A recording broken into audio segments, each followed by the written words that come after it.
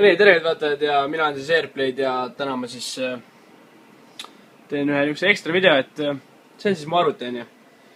Ja kõigepealt ma räägin, miks ma teen selle ekstra video, et kuna see video, mis siin on, see video oli liiga lühike ja ma mõtlesin, et sellest ei piisa teile, et te tahate natuke rohkem saada.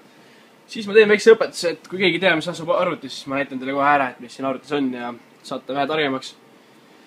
Et kõigepealt, kui me vaatame see kasti, siis mis me näeme siin? Me näeme seda, et see telefon zoomib liiga sisse, seda näeme. Ei, tegelikult me näeme seda, et see siin, see asi, see on toiteplokk, see käib kas all või üleval. See, mis siin särab, see Corsair, see on mu protsessori jahutus, see on siis H100, siis see asi, mis siin plaadi küljes on, see plaat, see on videokaart ja siilegi selgelt see, mis siin taga on, see suur plaat, mis siin on, vaata, rääkime seda valgust ka veits. Nii, see, mis siin paistab igal pool taga, suur, see on siis, see on emaplaat, jah. Ja nende RAM-kuulerite all on siis RAM, äkki mul õnnestub teile näidata, et siin on üks šip on näha, see on 4 šipi mul, 4 gigased.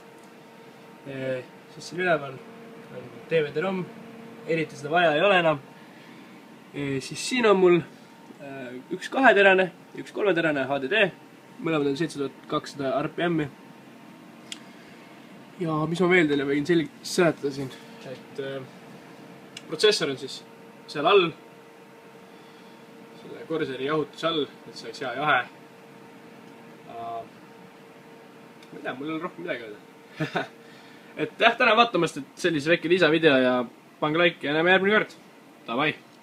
Smoke weed every day.